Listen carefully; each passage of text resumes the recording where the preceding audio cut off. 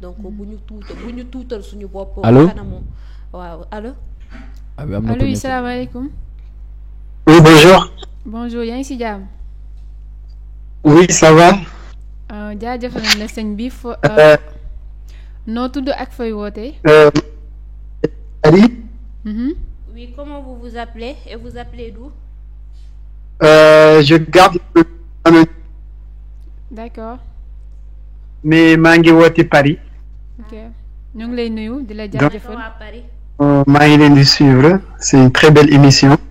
Inch'Allah, je vous en. Merci beaucoup. Vraiment, question yi ngeen di poser yi ngeen di répondre aussi c'est très bien. merci c'est gentil. Donc pour le match Sénégal, je pense que ça va être. Allô? oui ñoo lay dégg yow la ñuy déglu sëñ bi. waaw xam naa ne daal match bu neex lay doon parce que c'est un derby ay voisins lañu donc ça n'a jamais été facile. Mais il faut savoir que c'est une grande équipe et une équipe donc pas une petite équipe. Qui n'est pas capable de battre l'Ukraine ou bien le Soudan. On ne peut pas espérer aller en Coupe du Monde parce que là-bas il y a des grands. Donc il faut être prêt physiquement. Et je pense que l'équipe est pour l'eau. En tout cas, ils ont. dëgg la. Allô? ban composition probable nga gis ni Pape Thiaw war na ko teg suba ak c'est quoi ton analyse ak sa pronostic pour match suba bi. Moi j'aimerais bien démarrer ak ni mu mujjee match bi passé.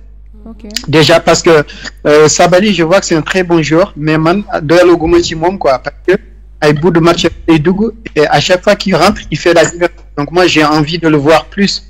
da nga bëgg muy. Voilà Sabali. J'ai envie de le voir plus. Je ne suis pas rassasié. C'est un très très bon joueur, c'est un jeune aussi, je comprends. Mais avec équipe classement bi mujj nii dafa waroon démarrer. Voilà.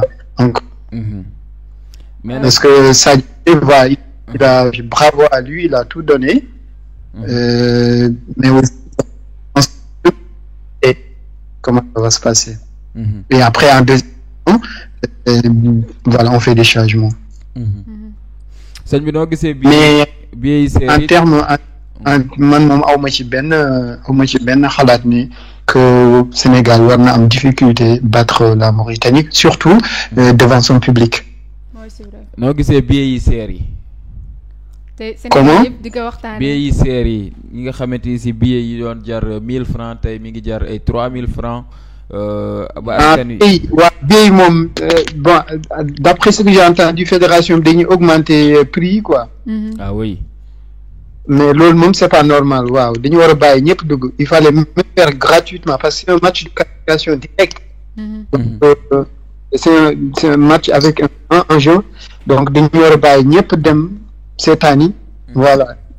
Parce que c'est comme ça que ça se fait presque dans tous les pays match de qualification on libère le peuple ñëpp dem. Selon toi comment Mauritanie nan la mën a def ba surprendre Sénégal.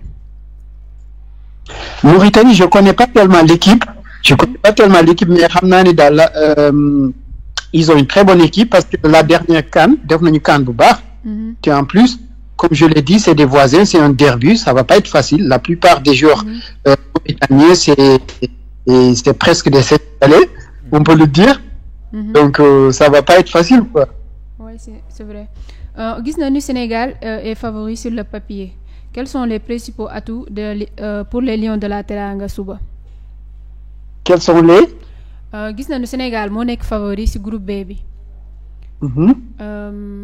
Lan moo war a nekk sunu ay atouts pour suba. En tout cas Sénégal pour l'instant on est devant avec 2 points. Et on est l'équipe favorite mais aussi on ne doit pas dormir sur nos lauriers parce qu'il y a le Congo qui arrive. Congo quoi qu'il en soit moom il va gagner. Donc nous ñu xool ça ay goal de différence combien de buts on doit gagner ce match pour être rassuré parce que tu vois c'est pas sûr et que derrière l'histoire du football au Sénégal. Ça a toujours été ainsi et heureusement que nos matchs, voilà, on s'en sort bien. Donc, match Bini, Congo, c'est une très grande équipe qui arrive. Donc, on doit gagner impérativement ce match pour assurer la qualif. C'est vrai que Sénégal a parfois manqué de réalisme offensif dans ses éliminatoires. Est-ce que c'est une inquiétude pour ce match décisif? Ça aussi, ça va dépendre sur plusieurs aspects, hein, parce que Boulfatene, l'environnement en Afrique, avec Europe, la plupart du temps, il faut Europe, et que fini environnement, c'est pas pareil. Déjà, match but passé, bon, on a été réactif, on a marqué 5 buts, mais on jouait dans des terrains synthétiques, tu vois, où ça aussi, c'est pas pratique pour les joueurs. Donc, des fois, on manque de réaction, surtout en première période, comme contre le Congo, on a encaissé 2 buts. Et, mais à chaque fois, on essaie de se rectifier en deuxième période. Et c'est un aspect que le coach doit corriger. Je pense qu'il l'a compris parce que pendant la conférence de presse après le match, il a dit qu'il améliorer cet aspect-là. Je pense que voilà, ils vont travailler sur ça. Effectivement.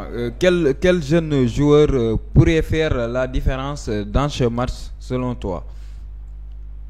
La différence? Dans ce match, quel jeune joueur pourrait faire la différence? Déjà, Ismaël Sarr est très en forme. Ismaël Sarr, il est revenu, il est très en forme. Oui. Il a marqué contre Liverpool. Ça, c'est un avantage. Il y a Matar Sarr, je dirais actuellement, c'est le meilleur milieu de terrain en Afrique. Oui. Il est vraiment présent. Oui. Globalement, je pense vraiment que le Sénégal a une très bonne équipe et on peut compter sur tout le monde. On peut compter sur tout le monde parce qu'ils sont tous prêts. Même sur le banc, même l'équipe, les remplaçants peuvent jouer le match. Donc, on est complet sur tous les plans. On n'a rien à craindre. Quelles sont les implications d'une victoire ou d'une défaite pour le Sénégal? Les comment? Quelles sont les implications d'une victoire ou d'une défaite pour le Sénégal? Fan la mën a yóbbu équipe nationale ci kaw ñu am défaite wala ñu am ndam? J'ai pas trop compris la question, mais si j'ai bien compris, si le Sénégal perd le match, c'est ça? Ah oui. Bah, si le Sénégal perd le match, ça va être comment si le Congo gagne là-bas? Donc, ça va être une déception. Ça va être une grande déception. Ah oui, day metti lool parce que Congo mi ngi ci ginnaaw te ñaari point rek. Voilà, parce que Congo mi ngi suñu ginnaaw. Si on perd, moom day gagner. Bu gagner, ça veut dire que moom mooy dem. C'est vrai.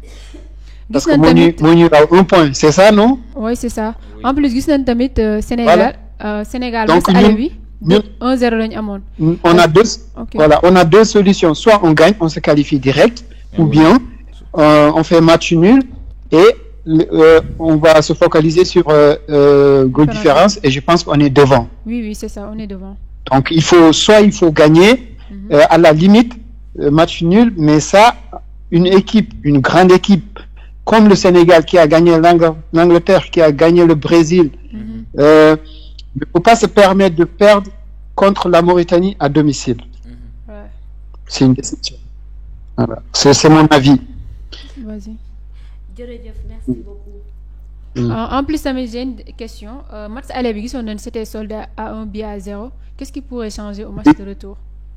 Le match aller, c'était combien? C'était 1-0 contre Mauritanie? Oui, grâce à un but d'Habib Diallo sur un centre de Pape Habib Matar Sarr. Diallo. Qu'est-ce qui pourrait changer au retour? Aujourd'hui, qu'est-ce qui pourrait décanter la situation, vous dites? Oui, c'est ça.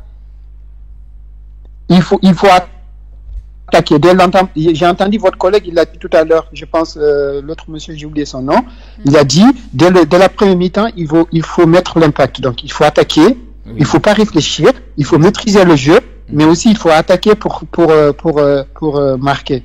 Ah oui, c'est vrai.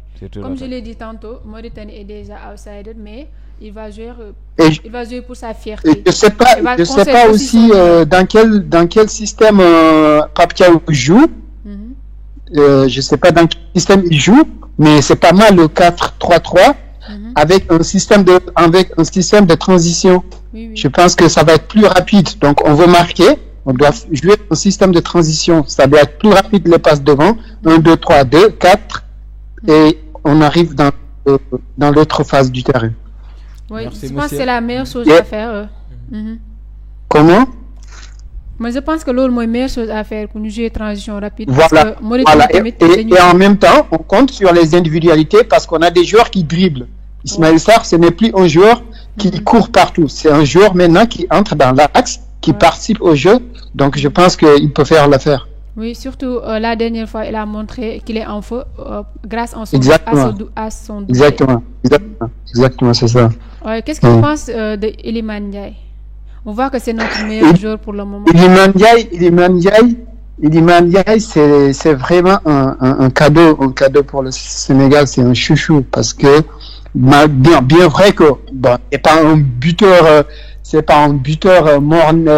Un buteur, tu vois, en soi, quoi. Mais il fait la différence pendant les matchs. Il dribble, et c'est ça qu'on a besoin de voir. Dans le football moderne aujourd'hui, on a besoin des joueurs qui dribblent. Et lui, c'est un technicien. Il dribble et il donne des passes. Vous avez vu comme la dernière fois. Ah, d'accord, c'est vrai. Merci beaucoup. Fait que am nga leneen loo ci mën a yokku, on t'écoute, voilà. Je pense qu'on a tout dit. En tout cas, je vous encourage. Merci beaucoup. Merci à Bissau. Merci aux autres. Merci beaucoup. Bonne continuation. Merci beaucoup. Merci beaucoup. Merci pour cet appel. Nuyu ñu waa Paris. Merci beaucoup. Ok, merci. Merci beaucoup de la jaajëfal, merci sa participation, merci d'avoir répondu à nos questions aussi. J'espère que internautes yi gën nañ ci am lu leen leer. Su amee keneen tamit ku bëgg participer mën nga woote 77 849 17 17 77 849 17 17. L'appel c'est via